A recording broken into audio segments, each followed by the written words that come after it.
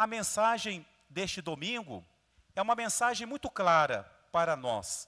Jesus hoje, ou mais ainda, não só Jesus no Evangelho, mas também a primeira leitura, o livro do Eclesiástico, nos fala de uma virtude fundamental para o cristão. E uma virtude que não é muito fácil, não. A virtude da humildade. Se for para resumir em uma palavra a mensagem deste domingo, a palavra é essa: humildade. Essa virtude vai nos guiar na nossa relação, primeiramente conosco mesmos, com a gente, a nossa relação com Deus e a nossa relação com o próximo. A humildade é que vai nos ajudar a viver essas três dimensões. Afinal, o que é humildade? O que é uma pessoa humilde? Pessoa humilde é aquela que sempre está calada, que anda de cabeça baixa, que quase não fala. Será que é isso que é ser humilde? Não. Uma pessoa humilde pode até ser um pouco assim, mas não é isso a humildade. O que é essa virtude de que Jesus fala tanto, a ponto de dizer, como nós cantamos na aclamação ao Evangelho: aprendei de mim que sou manso e humilde. O que é a humildade? A humildade é o conhecimento de nós mesmos. É o verdadeiro conhecimento que nós temos de nós mesmos. Nós vamos por etapa falar da humildade, porque não é só isso, né? É conhecer-nos de verdade. Interessante que a palavra humildade, não é que eu quero dar aula de português, não é isso não, mas só para ilustrar, não é? Tem a mesma origem da palavra terra, da palavra humus. Humildade vem de humus, terra, chão. O que nós somos? Pó da terra. É isso que nós somos. Então, humildade é ter esse conhecimento da nossa limitação. Mas não é só isso. É um conhecimento sereno. Por quê? Porque a humildade nos faz aceitar essas nossas limitações. Quando uma pessoa, e agora tomara que eu não esteja falando para ninguém, não é? Quando uma pessoa é muito orgulhosa, é muito cheia de si, ela também pode se conhecer. E quando, por exemplo, ela conhece as suas falhas, ou ela comete um erro, ela fica arrasada. Ela fica triste. Muitas vezes até desiste de tudo que tinha começado. Por quê? Porque ela errou. Porque na mente de uma pessoa que não é humilde, ela não pode errar. Cuidado, agora espero falar para nós como advertência. Às vezes, até quando nós erramos, até quando nós pecamos, a gente fala assim: mas como é possível que eu, olha o tamanho do eu, não é? Que eu tenha feito isso. Que as outras pessoas façam, elas são pecadoras mesmo, mas eu fazer isso? Vejam a ideia que eu tenho de mim mesmo. Eu não posso errar. Este erro é um absurdo na minha vida, porque na minha mente eu sou impecável. Já o humilde não. Ele sabe que ele pode errar, ele sabe que ele pode cair, e por isso ele não se assusta, ele não se acomoda. Mas o conhecimento de si mesmo não o deixa desesperado, não o deixa desanimado, porque é um conhecimento sereno. Mas também a humildade nos ajuda na nossa relação com Deus. E por isso que a pessoa humilde, ela vive em paz, porque ela sabe que ela é limitada, que ela tem defeitos, que ela erra. Mas por outro lado, ela sabe que Deus a ama, que Deus conhece as suas fraquezas e que Deus se compadece dessas fraquezas, né? Foi isso que fez Nossa Senhora. Claro, ela não tinha pecado, mas ela era limitada, ela era humana como nós. O que ela disse? Deus olhou a minha condição humilde, olhou a minha pequenez. Aliás, na primeira leitura, tem uma frase muito bonita, que mostra como que Deus ama a pessoa humilde. Na primeira leitura, no Eclesiástico, o Espírito Santo nos diz assim: Deus revela aos humildes os seus mistérios. Na ordem está assim, não é? É aos humildes que Deus revela os seus mistérios. Você quer conhecer a Deus? Aí mais uma vez serve também para os catequistas. Queremos ter um conhecimento de Deus? Conhecer a pessoa de Jesus? Só existe uma condição. Existe uma condição que não pode faltar: humildade. Aos humildes é que Deus revela os seus mistérios. Vocês sabem quem é aquela santa lá? Aquela lá do cantinho. De vez em quando alguém me pergunta quem é a santa do chapeuzinho, mas é do chapeuzinho branco, né? Quem é aquela santa que usa um chapeuzinho? Aquela ali é Santa Catarina. Tem mais de uma Santa Catarina. Essa é a Santa Catarina Labouré. Padre, isso vai mudar de assunto? Não, tem a ver com o assunto. Por que eu estou falando dela? Santa Catarina Labouré era freira, né? A roupa dela já está dizendo para a gente. Ela vivia num convento, lá na França. Só que ela era uma pessoa muito simples. Não tinha muito estudo. No convento havia as irmãs que eram professoras, que falavam bem, que escreviam bem, sabiam outras línguas. A irmã Catarina não sabia nada disso. E no convento se dividem as funções. Então, qual é a função que a irmã Catarina pôde fazer no convento? No convento tinha um galinheiro.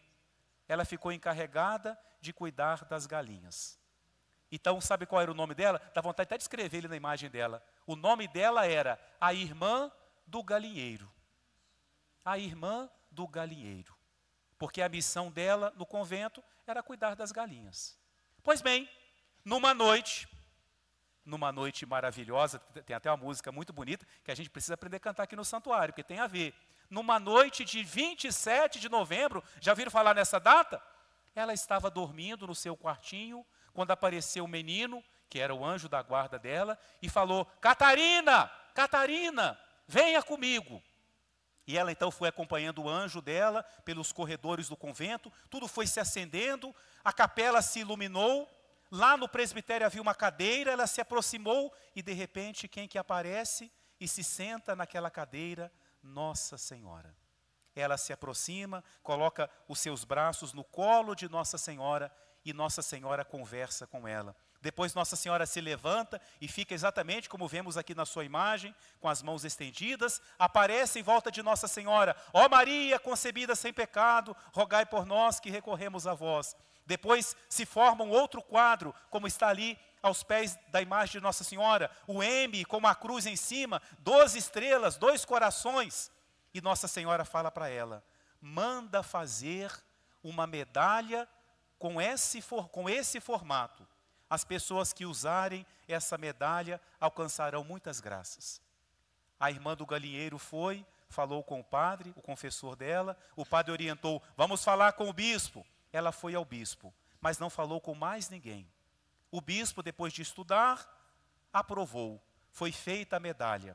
A medalha se espalhou por toda parte. Primeiro em Paris, depois na França, depois no mundo inteiro. E essa medalha fez tantos milagres que o povo, que é muito sábio, deu a essa medalha um apelido: medalha milagrosa.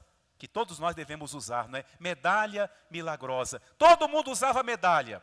Todo mundo sabia que foi Nossa Senhora que apareceu e deu aquela medalha. Todo mundo sabia que uma irmã tinha visto Nossa Senhora. Mas nem dentro do convento, nenhuma das irmãs sabia qual delas é que tinha visto Nossa Senhora. Imaginavam que podia ser várias, menos a irmã do galinheiro. Ela morreu muito nova e só depois da morte dela é que foi revelada: a irmã do galinheiro foi quem viu Nossa Senhora. Olha na mão dela lá, a mensageira da medalha milagrosa é a irmã do galinheiro. É aos humildes que Deus revela os seus mistérios. Que lição para nós, não é? A humildade é isso, aceitar as nossas limitações, viver com alegria até as nossas limitações, sabendo que Deus nos ama do jeito que nós somos, mesmo na nossa pequenez, até nos nossos erros. Hoje mesmo, rezando ali no Santíssimo, eu estava pensando disso. Deus não simplesmente nos tolera. Não é possível que Ele só nos tolera. Não, Ele nos ama. Mesmo com os nossos erros. Ele faz tanto por nós, que nós temos a certeza de que Ele nos ama. A humildade é isso, conhecimento de mim mesmo. Sei que eu sou pequeno, sei que eu posso errar. E por isso, quando eu erro, eu não me assusto, eu não me desespero. Mas eu sei que Deus me ama. E que Deus cuida de mim, porque como eu sou muito fraco, mais ainda Ele sabe que Ele precisa cuidar de mim. Mas a humildade não é só com relação a Deus, com relação a nós. Agora entra o Evangelho. Jesus nos apresenta duas situações para nos falar da humildade com relação aos outros. Ainda bem que o que Jesus fala no Evangelho só acontecia naquele tempo, né? Jesus estava lá numa festa e Jesus via tudo, né? É igual o padre aqui do altar, vê tudo. A gente não pode falar certas coisas que vê, mas vê tudo, né? Jesus começou a observar que as pessoas, só lá que acontecia isso, né? Quando iam na festa, iam para os primeiros lugares. Quando via a bandeja para servir, voavam em cima, para garantir o pedaço de bolo, o cachorro quente. Só naquele tempo que tinha isso. Jesus ficou olhando, olhou, depois ele falou assim para os discípulos: quando você for convidado para uma festa, não vai para o primeiro lugar não. Porque pode acontecer o seguinte, você senta lá na primeira mesa, dali a pouco chega o dono da festa e fala assim: ô meu amigo, você me desculpa, né? Você está vendo que está escrito aqui, ó, reservado. Aqui vai ficar uma pessoa mais importante. Aí você tem que levantar, todo mundo rindo de você. Aí vão pegar aquela cadeira que estava lá na cozinha que não ia ser usada, mas agora vai precisar. Lá na última mesa, na quina da mesa, coloca lá. Você não se importa não, e se importar também, não tem escolha. Já está tudo cheio, não é? Jesus fala assim, faz o contrário. Quando você for convidado, vai lá para trás, vai para o último lugar. E aí, quando chegar o dono da festa, e ele te vir lá atrás, ele vai falar assim, ó, ei, você, vem cá. Quem? É você mesmo, vem cá. Seu lugar está aqui, ó. Aqui é o seu lugar. Vem mais para cima. Aí você vai vir desfilando pelo salão de festa, né? Boa noite, boa noite, boa noite, né? E todo mundo, olha, esse é importante, hein? Olha onde que ele vai sentar. Jesus está ensinando para a gente regra de etiqueta? Não. Ele aproveita da ocasião, porque Jesus aproveitava de tudo, para nos ensinar algo que não é muito natural para nós, não. O que é sair do primeiro lugar e ir para o último lugar? É pensar no outro. É saber ceder o lugar para o outro. Se tiver psicólogo aqui no santuário, não briga comigo não, né? Às vezes o psicólogo, ele tem os motivos dele para falar isso, não estou contradizendo não, mas fala assim com a pessoa, você precisa se colocar no primeiro lugar da fila. E tem hora que precisa mesmo. Mas às vezes no campo da fé, no caminho da santidade, é preciso sair do primeiro lugar da fila. É preciso parar de pensar tanto em nós. É preciso despojar-nos do egoísmo. O que é o egoísmo? É um amor estragado de nós mesmos. É um amor desordenado. É quando a gente se ama tanto que só pensamos em nós. Não existe mais ninguém. E os outros? Ah, os outros que se virem. Eu vou pensar em mim, no que é meu, no que me interessa. O buscar o último lugar é isso. É deixar espaço para os outros, né? É pensar no outro, é reconhecer o nosso lugar. Só que podem ficar tranquilos, que nenhum de nós consegue sentar no último lugar. Sabem por quê? Porque no último lugar foi Jesus que se sentou. Ele se rebaixou tanto, que ele se colocou no último lugar, a ponto de lavar os pés daquele que o iria trair. Esse é o último lugar. Não é? Então, não se assustem não, que o último lugar já está ocupado. Não vamos ficar tão mal posicionados assim. Então, pensar no outro. Segunda atitude que o Evangelho nos apresenta. Jesus fala para aquele homem que o convidou para o banquete. Jesus fala assim, quando você fizer um almoço, um churrasco, né? Não convida seus irmãos, seus parentes, não. Opa! Gostei do que Jesus falou, tem uns parentes meus que eu já não gosto de convidar mesmo, agora que eu não convido. Não, não é isso não. Não é isso que Jesus está dizendo, né? Ele quer dizer para nós, que nós temos que ter a capacidade de, por mais que nas nossas relações sociais, nós estamos próximos das pessoas que nós amamos, temos laços de amizade, laços de família, mas nós precisamos também, como discípulos dele, ter a capacidade de também fazer as coisas sem esperar nenhuma retribuição, sem esperar nenhum reconhecimento. Talvez uma das coisas mais difíceis na vida da gente é quando você faz uma coisa e não é reconhecida. Me lembro de um irmão padre desabafando comigo, fiquei com muita pena dele. Ele numa paróquia, ele falava assim para mim, irmão, o povo não reconhece. O padre se matava, né, no sentido de trabalhava, se desgastava e dizia, o povo não reconhece. E a gente precisa continuar fazendo, não é? É muito difícil, mas Jesus nos chama a isso. Claro que somos humanos e temos limitações, mas Jesus quer dizer isso, que nós temos que ter a capacidade de agir sem interesse, fazer para pessoas que não podem te retribuir. E retribuir não é só fazer de volta aquilo que você fez, mas também talvez uma pessoa que não saiba nem falar muito obrigado ao que você fez, fazer gratuitamente. E por que fazer assim? Porque Deus faz assim por nós. Em realidade, quando Jesus fala desse banquete, ele está falando o que ele fez. Jesus fez um banquete e convidou a todo mundo, inclusive nós. Nós estamos aqui. Se o banquete de Deus fosse reservado para os bons, a gente estaria aqui. Se o banquete de Deus fosse exclusivo para os santos, não estou desprezando ninguém não, né? Mas é a nossa condição humana. Por que estamos aqui? Porque nós somos felizes, porque Deus nos ama. Somos os coxos, os aleijados, os doentes, os fraquinhos.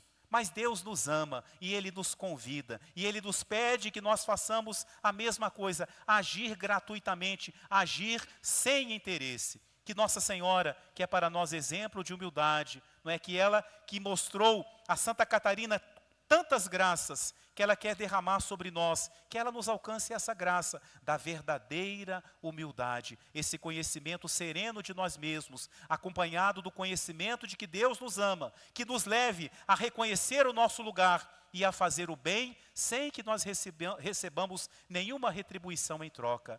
Amém.